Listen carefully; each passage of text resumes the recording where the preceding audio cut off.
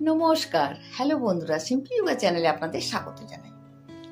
আজ আমি একটি নতুন ধরনের ভিডিও আপনাদের দেখাতে চলেছি। আমার গ্রামের বাড়িতে একটি মা দুর্গার মন্দির আছে। সকলেই তাকে খেপিমা বলে ডাকেন।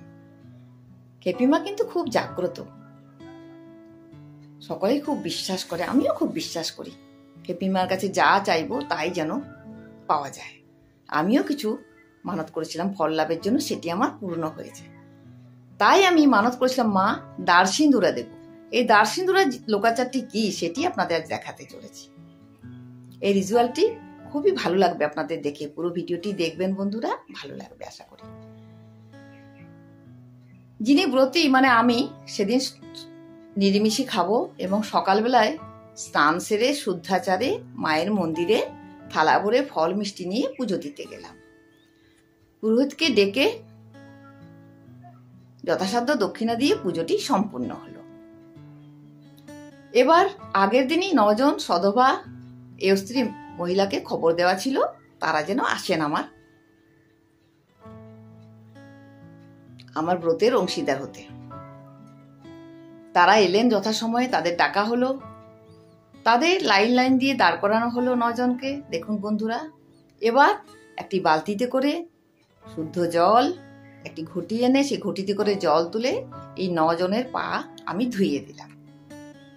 পা ধোয়ানো হয়ে গেলে আমার শাড়ির আঁচল দিয়ে 9 জনের পা, 9 জন স্ত্রী মহিলার পা আমি মুছিয়ে দিলাম। শাড়ির খুঁটটি এবার বেঁধে রাখলাম।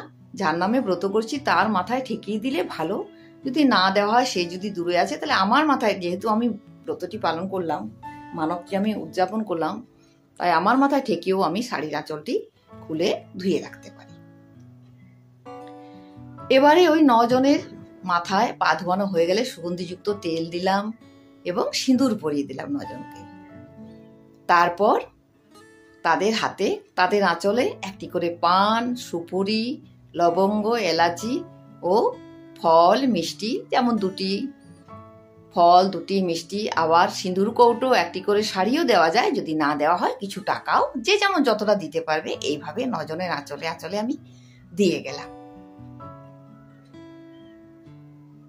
প্রত্যেকের আঁচলে সাজিয়ে সাজিয়ে পানের মধ্যে ওগুলি চাপিয়ে আমি দিয়ে গেলাম।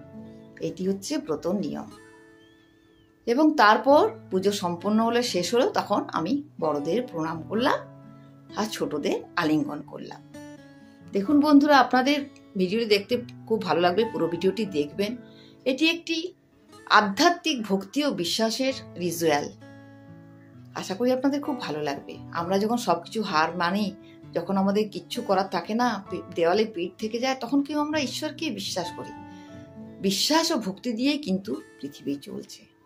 তাই সব সময় আমরা তাকে মানি। আমরা নিজেরাই জানি না আমরা কি চাই, কিসে আমাদের ভালো লাগবে, কিসে আমাদের ভালো হবে। একমাত্র উনিই সবকিছু জানেন। ঈশ্বরই আমাদের সবকিছু জানেন, তিনি সব ঠিক করে দেন। এটা আমরা মানি। ভালো কর্ম করলে ভালো ফলও পাওয়া যায়, এটা কিন্তু মানি। তাই সবসময় তার নির্দেশেই আমরা যদি পথ চলি, আমরা ভালো থাকবো, ভালো কাজ করব, সৎ রাস্তায় সৎ পথে চলবো, অবশ্যই তাহলে ঈশ্বর আমাদের দয়া